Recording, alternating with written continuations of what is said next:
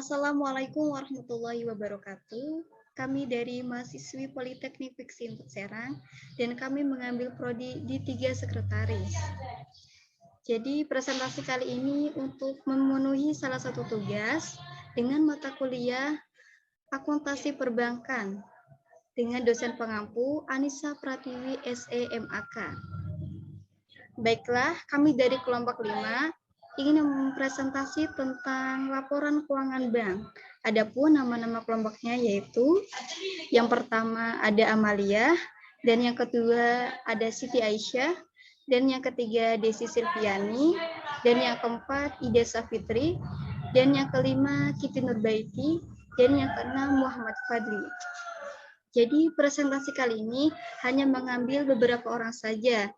Di antaranya yang pertama saya Desi Silviani sebagai moderator, dan yang kedua Kiti Nurbaiti sebagai pembaca materi, dan yang ketiga Siti Aisyah sebagai pembaca materi, dan yang keempat Amalia sebagai pembaca materi. Baiklah, langsung saja untuk pembaca pertama yang akan dibacakan oleh Kiti Nurbaiti. Kepadanya dipersilahkan. Pengertian laporan keuangan perbankan. Laporan keuangan bank adalah laporan keuangan yang disusun sebagai bentuk pertanggungjawaban manajemen terhadap pihak-pihak yang berkepentingan dengan kinerja keuangan bank yang dicapai selama periode tertentu.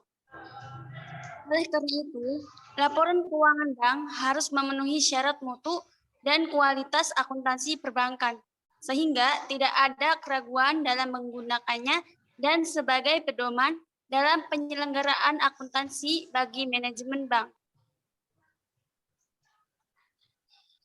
Pihak yang berkepentingan dalam laporan keuangan. Laporan keuangan pada dasarnya memang hanya digunakan dan dibutuhkan oleh beberapa pihak yang berkepentingan, tidak hanya berguna untuk perusahaan atau bisnis. Berikut ini laporan keuangan sangat dibutuhkan oleh pihak-pihak yang berkepentingan. Seperti yang pertama, pihak pemberi pinjaman atau kreditor. Pihak yang meminjamkan tambahan modal atau kreditor membutuhkan laporan keuangan untuk mengambil informasi tentang kondisi keuangan perusahaan sebagai bahan acuan untuk menolak atau menyetujui pinjaman yang diajukan. Next. Yang kedua, pihak pemasok atau supplier. Pihak pemasok atau supplier membutuhkan laporan keuangan perusahaan, terutama di saat membeli barang dengan sistem kredit atau tidak langsung dibayar tunai. Informasi keuangan digunakan oleh pihak pemasok atau supplier untuk mengambil keputusan apakah perusahaan memiliki kemampuan membayar tagihan sesuai nominal yang tertera atau tidak. Yang ketiga, pihak manajemen perusahaan. Pihak manajemen industri menggunakan informasi keuangan sebagai wujud pertanggungjawaban mereka pada owner industri atau kemampuan mereka sepanjang mereka bertugas di perusahaan itu. Bila informasi finansial mereka baik, maksudnya kemampuan mereka juga baik, tetapi pihak manajemen tidak diperkenalkan melaksanakan Windows dressing ataupun mempercantik informasi finansial dengan memasukkan informasi. Yang keempat, pihak investor atau penanaman modal. Pihak investor atau penanaman modal dibutuhkan laporan keuangan untuk mengetahui apakah modal yang ditanam dimanfaatkan dengan baik dan juga dijadikan sebagai bahan acuan sebelum melakukan investasi atau penanaman modal pada perusahaan tersebut. Yang kelima, pihak pemerintah bagian pajak. Pihak pemerintah, terutama bagian yang mengurus pajak, membutuhkan laporan keuangan untuk membayarkan kewajiban pajak sesuai dengan angka yang tertulis pada laporan keuangan perusahaan. Yang keenam, pihak pelanggan terkait perjanjian kerjasama. Pihak pelanggan yang terkait perjanjian kerjasama membutuhkan laporan keuangan untuk mengetahui kelangsungan bisnis dalam jangka panjang yang menunjukkan riwayat bisnis untuk meyakinkan pelanggan untuk mengambil kesepakatan kerjasama. Yang ketujuh, pihak karyawan atau pekerja. Pegawai memerlukan data informasi keuangan buat memperhitungkan situasi industri. Andaikan industri terletak dalam keadaan bagus, pegawai dapat bertugas dengan damai, mereka juga dapat memohon kompensasi lebih pada industri bila perkembangan industri tidak diiringi dengan bertambahnya imbalan pegawai. Tetapi apabila industri tampak berada dalam situasi tidak bagus, pegawai itu tidak dapat memulai untuk mencari profesi baru. Dan yang terakhir, pihak masyarakat secara umum. Pihak masyarakat membutuhkan laporan keuangan untuk dijadikan keuntungan perusahaan dengan cara masyarakat menyediakan informasi atau tren perkembangan terakhir tentang rangkaian aktivitas perusahaan itu. Baiklah, materi selanjutnya ia akan dibacakan oleh Siti Aisyah. Kepadanya dipersilahkan. Baik, jenis laporan keuangan bank. 1. Laporan laba rugi. Laporan ini berfokus pada 3 hal, yakni pendapatan, biaya, dan untung rugi. Sesuai namanya, laporan ini membantu Anda mengetahui apakah perusahaan atau bisnis Anda untung atau rugi. Laporan laba rugi kerap disebut sebagai laporan kinerja keuangan perusahaan atau bisnis. Yang kedua, laporan neraca. Neraca bisa disebut juga sebagai laporan posisi keuangan. Jenis laporan keuangan ini menyajikan informasi seputar aset, kewajiban, dan modal dalam suatu periode secara menyeluruh dan terperinci. Sederhananya, laporan neraca berfungsi sebagai petunjuk kondisi dan informasi keuangan perusahaan. Next. 3. Laporan perubahan modal. Dalam perjalanan operasional perusahaan, modal awal dapat mengalami perubahan sesuai kinerja perusahaan. Laporan perubahan modal dibuat untuk mengetahui seberapa besar perubahan modal yang terjadi beserta penyebab perubahannya. Data yang diperlukan untuk membuat laporan adalah modal awal, pengambilan dana dari periode yang diinginkan, dan total laba rugi bersih yang diperoleh. Namun laporan perubahan modal hanya dapat dibuat setelah laporan laba rugi telah dikerjakan lebih dahulu. Yang keempat, laporan arus kas.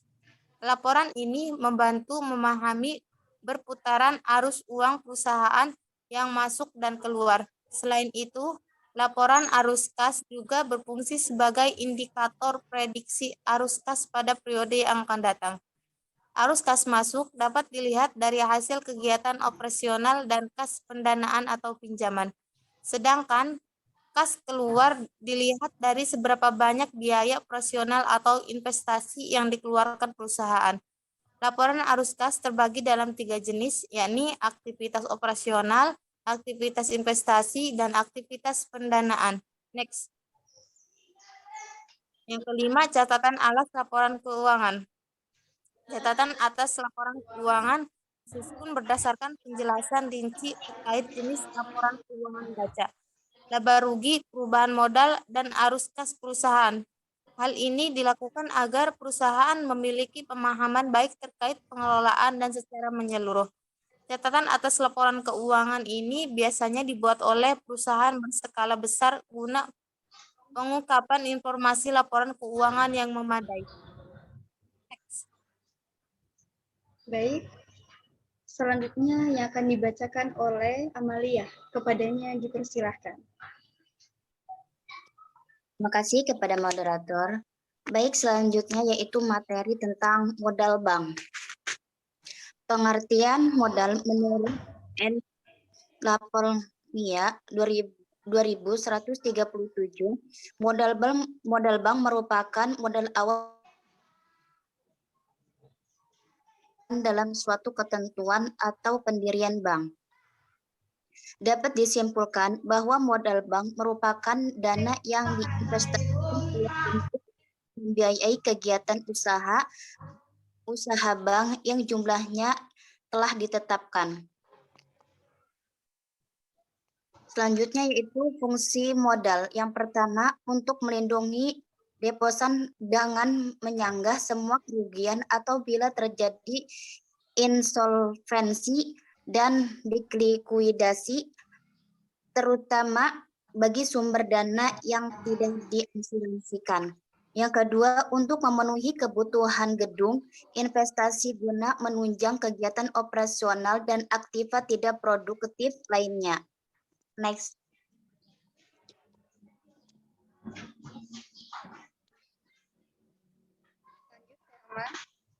Next teh.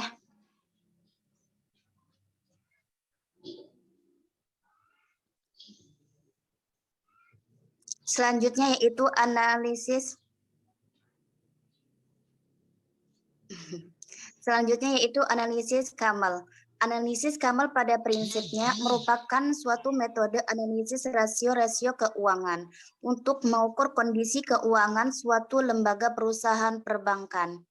Sama halnya dengan perubahan pada umumnya, analisis rasio keuangan dengan metode Kamal juga menginformasikan hubungan antar akun dari laporan keuangan yang mencerminkan kinerja keuangannya dan hasil rasional perusahaan perbankan yang terkait. Analisis Kamal dilakukan dengan menggunakan data printer yang bersumber dari laporan keuangan yang telah melalui proses audit. Meski sama-sama mengukur rasio keuangan perusahaan, namun analisis Kamal yang dikhususkan untuk perusahaan perbankan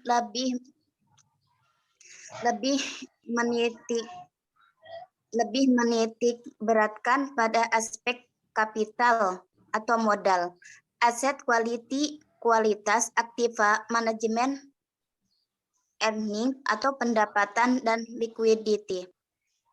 Metode analisis Kamal bertujuan untuk menilai atau mengukur tingkat kesehatan perusahaan perbankan berdasarkan rasio-rasio keuangan yang ditekankan pada 5 aspek, yaitu modal, kualitas aktiva, manajemen, pendapatan, dan likuiditas. Lanjut teh. Analisis Kamal. Fungsi analisis Kamal sejak diberlakukannya Peraturan Bank Indonesia Nomor 6/10 PBI 2004, penilaian tingkat kesehatan bank umum dilakukan. Ini tidak berfungsi melalui tingkat kesehatan bank saja, tetapi juga deteksi masalah-masalah yang berisiko mengganggu kelancaran operasional bank. Penilaian kesehatan bank. Kesehatan bank mempengaruhi seluruh pihak yang berkaitan dengannya, seperti masyarakat pengguna jasa bank, bank yang digunakan untuk mencari tahu apakah selama ini aktiva bank sudah sesuai dengan regulasi yang ada. Berdasarkan Peraturan Bank Indonesia Nomor 13/1 PBI 2011, yang tingkat kesehatan bank umum. Kesehatan bank adalah saran bagai pihak pengawas dalam penentuan atau penetapan strategi serta fokusnya untuk melakukan pengawasan terhadap bank. Penilaian kesehatan bank. Dalam buku bank dan lengkap keuangan lainnya 2021 karya Prima Andres Strigar disebutkan jika ada 4 faktor penting dalam penilaian tingkat kesehatan bank. 4 faktor ini bersumber dari Surat Edaran Bank Indonesia tahun 2011. Profil risiko adalah penilaian terhadap risiko inherent serta kualitas penerapan penanggulangan risiko dalam menjalankan operasional bank. Penilaian risiko ini jika dilihat lebih detail mencakup risiko kredit, risiko pasar, risiko likuiditas, risiko operasional, risiko hukum, risiko strategik, risiko kepatuhan, serta risiko reputasi. Kedelapan penilaian risiko ini seluruhnya berkaitan dengan kegiatan operasional bank. Good corporate governance adalah penilaian terhadap manajemen bank atas pelaksanaan prinsip GCG dengan tingkatan RGSC, Risk Profile Good Corporate Governance, Earning and Capital, yang didasarkan pada tiga aspek utama, yaitu governance struktur, government proses, serta government output. Next. Penilaian kesehatan bank. Rentabilitas adalah penilaian terhadap kinerja rentabilitas sebelumnya. Sumbernya sustainability bank. Rentabilitas merupakan kemampuan bank dapat menghasilkan laba. Penilaian rentabilitas didasarkan pada perbandingan laba sebelum pajak 12 bulan terakhir terhadap rata-rata volume usaha di periode yang sama. Perbandingan beban operasional terhadap pendapatan operasional di 12 bulan terakhir. Pemodalan kapital adalah penilaian faktor permodalan yang meliputi tingkat kecukupan dan pengelolaan modal. Faktor yang dibutuhkan untuk menilai tingkat kesehatan bank sama dengan indikator yang diperlukan dalam penilaian. Hanya saja untuk indikator atau parameter penilaian ini bisa ditambahkan sesuai dengan indikator yang diinginkan bank. Asalkan indikator ini sesuai dengan karakteristik bank dan kompleksitasnya.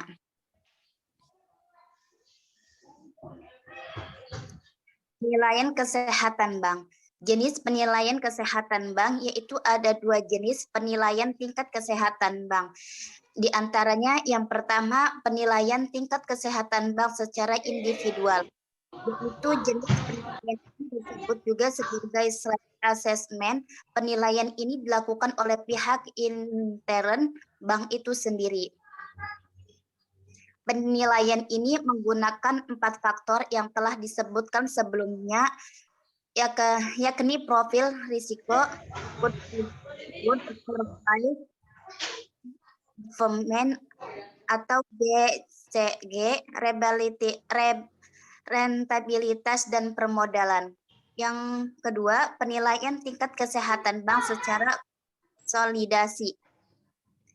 Jenis penilaian ini dilakukan secara konsolidasi dengan menggunakan pendekatan risiko, risk based dan rating. Penilaian ini juga menggunakan 4 faktor, yaitu profil risiko, CG, rentabilitas, serta permodasikan antara perusahaan anak dengan bank tersebut. Dalam hal ini, perusahaan bank merupakan perusahaan yang dimiliki atau dikendalikan oleh bank secara langsung, baik di dalam maupun di luar. Next step.